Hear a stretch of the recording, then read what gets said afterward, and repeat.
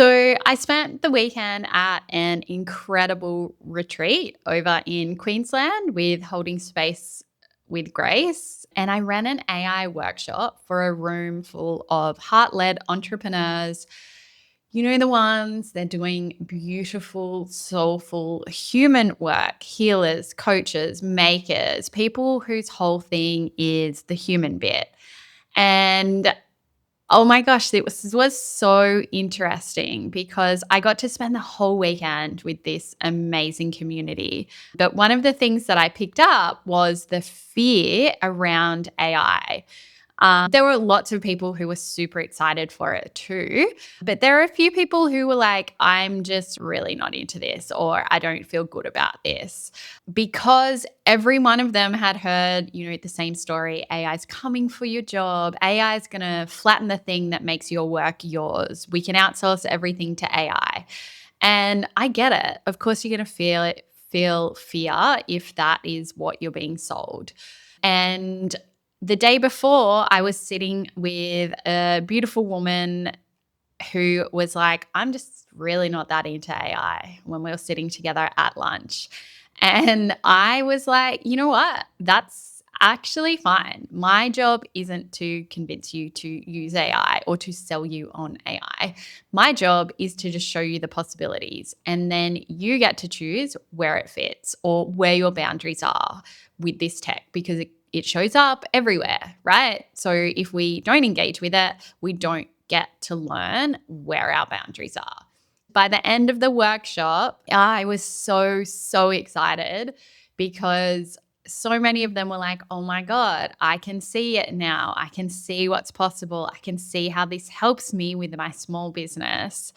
And it was so cool because the lady who I sat with at lunch, who was like, I'm not really into AI, was the most engaged throughout the workshop. And I was like, oh my gosh, I am obsessed with this.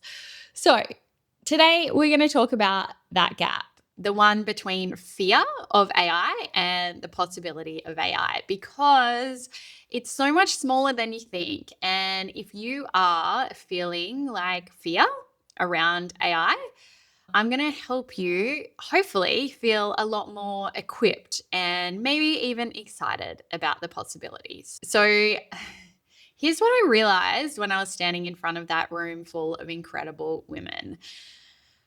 The fear and the ones who are dabbling, it's the same thing. It's just dressed differently. Stay with me. I will unpack this in a minute. So, some of you are scared AI is going to take your beautiful work that you do, maybe even take your business. Some of you aren't scared at all. You're like, give me the robots. I've got ChatGPT or Claude open in 62 tabs. Fix this email. Give me a caption. Close the tab and move on. And so they're two completely different feelings. Fear on one side, casual user, whatever on the other. But they come from the exact same place. So you've only ever seen one version of AI. So that's like the shallow one, right?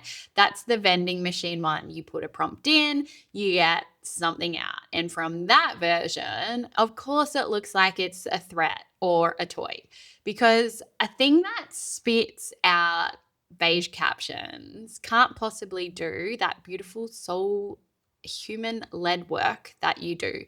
So it's either coming for you, that's how you feel, PS it's not, or it's a bit like gimmicky, everything you've seen online is kind of the same, also not. Both reactions are actually correct in my book to the version of AI that you've been seen or sold. Because the other thing too is there's so many people on the internet now who are like AI experts, and you try that thing that they've like said on Instagram, it's going to like be amazing or solve your business problems. And then you try it and you're like, this is shit. Or I paid for this thing and it really didn't deliver. So there is a level beyond that, beyond like the chat box, beyond the like skills, beyond selling like the Band-Aid fix, which AI will not help you with. I'm sorry. So that version is what I call dabbling.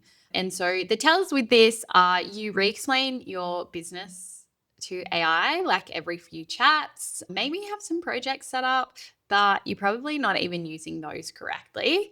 And it feels handy in the moment, but nothing's really compounding. So 6 months in, you've got like some random projects, maybe even some random skills now if you've set up some skills, but nothing's really changed about how your business runs. That's dabbling. And it's not necessarily a skill problem, but it is a setup problem because no one's ever shown you how to set this up properly. And you kind of just opened one thing, done that, and then moved on to the next. But the good part of this is that it's very fixable. And the fix for fear of AI and the fix for dabbling is the same fix. So you've probably seen this, heard this a million times now. Most people are still treating AI like a vending machine. So you boop, boop, boop, put your prompt in, you get something out, and then you like paste it somewhere else. And it's very transactional. It's not like a team member. It's not really making an impact. Like, yeah, you might be able to write an email quicker, but it's like, where is the ROI in that? It's fine. It's like a little snack from our vending machine, right? But you wouldn't build a business on a vending machine made of little snacky snacks. So building with AI is completely different. So this is where we onboard it like a junior staff member who you actually onboard, you teach it your processes, and then you get it to a point where you can start to hand some of that stuff off. And so you give it like the context of who you are, who you serve, how you talk, all of that. You're probably like already in that realm, right? But then we move to it being like staff. And how do we do that? We start to approach AI from the perspective of, I need to prompt this as outcome based. What do I mean by that? You need to define the outcome you are trying to achieve with AI and then work with it to get that outcome. So when we're like using AI like a vending machine, it would look something like this. Hey chat, I need you to help me write this email, right? It does it, you paste it. Outcome based is, hey chat, hey Claude, I need you to start handling my client onboarding for me. The emails I receive are in my email. They look like this, or they have this subject line. What I need you to do is draft a reply. I also need you to put key dates in my calendar. And I also need you to save their details to the spreadsheet. Do you see the difference? Like, it's huge. One is like very transactional, and the other is like, hey, here's what I want you to take off my plate, client onboarding. Here's where that lives, and here's what that process looks like.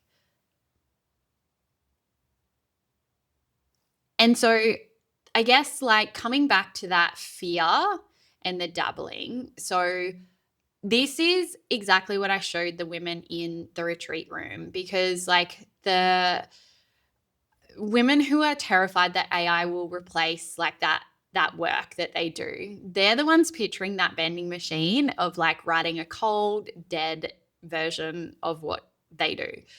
But that's not the job. The job is AI takes the 40 admin tasks that are buried, that is taking people away from doing the stuff in their business that they love. So that's the emails, the scheduling, the can you send me that thing again?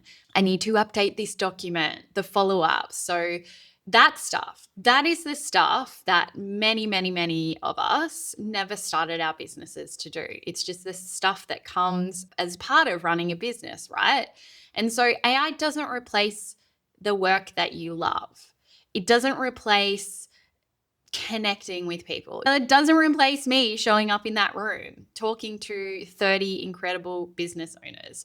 What it does do is, blocked my calendar, even search for my flights for me, all of that I don't have to carry in my head anymore. It allows me to travel for work. And that's the line that I keep coming back to. It will not replace you. I truly believe that. AI won't replace you.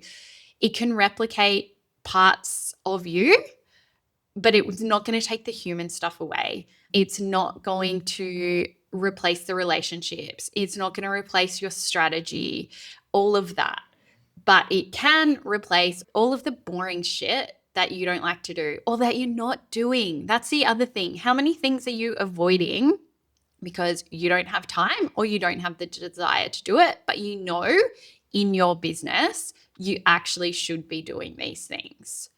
And I guess the biggest example I can give you is my own role, right? Like I have built this incredible business that is now multi six figures, and I'm a solo founder. I'm doing this all by myself with Claude Code, N8N, and like it blows me away the level of work I'm doing and also the money that I am able to bring in with these systems. And it's not because I'm in AI education, it's because of the systems. Like the systems carry across your business: email marketing, content, operations, client onboarding. I replaced my CRM last week with Claude Code. So I was using Moxie.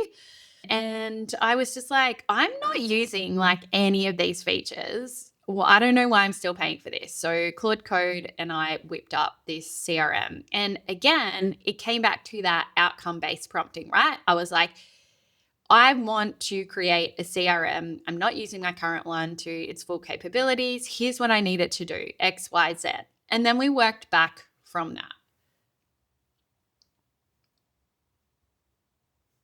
Okay, so if you're like, that sounds cool, Brooke, that you're like a tech nerd, how do I actually cross from dabbling into building? I'm going to give you the 3 moves. So you don't need all 3 today either. Pick just whatever one fits today's energy.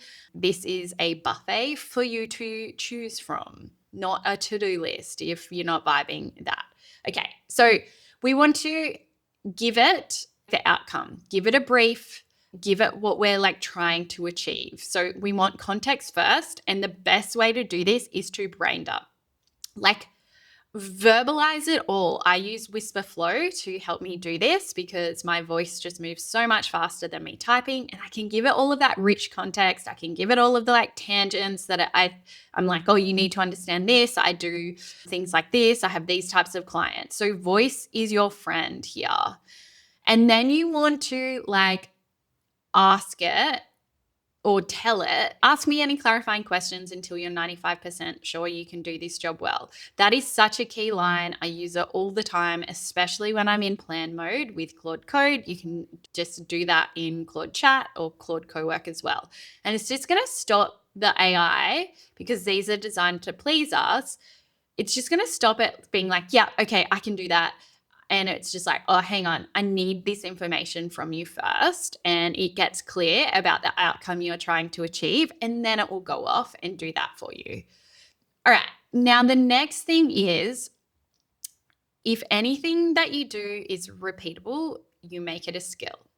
So if you've asked AI for the same thing twice, that's a system waiting to happen. That's a skill. And you can save it, you can reuse it, and you can get it working better the more you use it. So these are available in Claude, but they're also available in ChatGPT's Codex, not in the chat. So they're just repeatable workflows. And the best way I have found to make skills is, say you go back and forth with Claude or chat, and then you're like, yes, okay, this is good. All right, that's a skill. Just create a skill. And then you give it feedback the more you use it. So next time you use it, if you're like, actually, I'd change that, tell it like you would a staff member. Like, oh, hey, this was a great first draft. Just letting you know, here's what I changed. Can you update that skill? So incorporate that feedback for next time. That's it. Not everything needs a skill either, just the repeatables. So we don't want like 50,000 skills if there's like once-off jobs.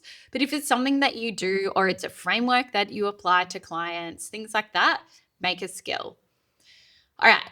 And then finally is this, I guess, ties back to all of these, but we want to give it a job, not a question. So this is the big leap, and this is the one that flips the switch. So it's the difference between like, help me write this post and you're my content strategist. Here's how you operate. Here's my voice. Here's all the tasks that we need to get done this week, or here's what I want to achieve in my content, and work back from that.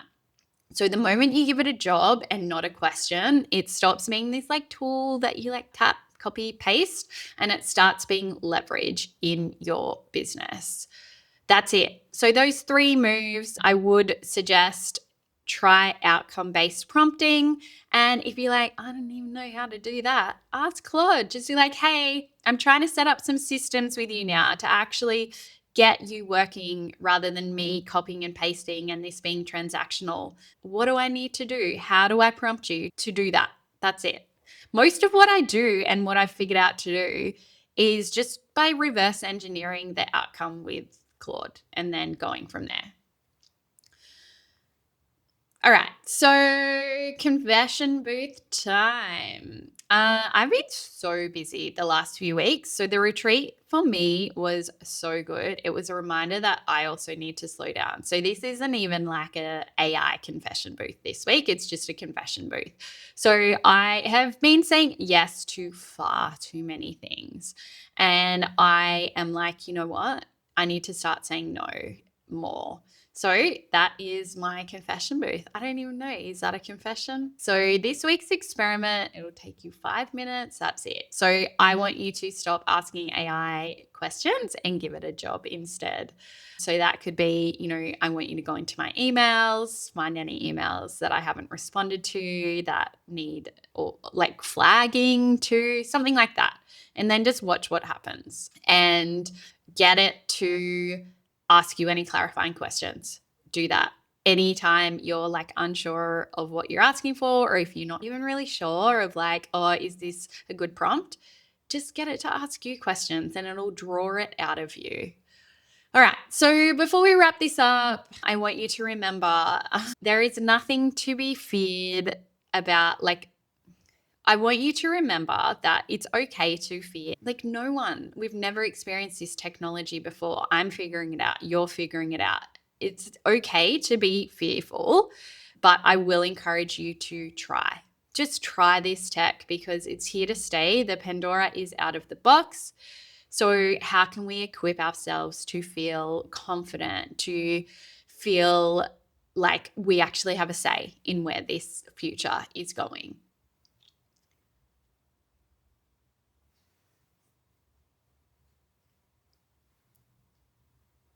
And that's it. Because as I said, my job is not to convince you to use AI or how to use AI. It's to just show you the possibilities and try and take some of that fear away for you.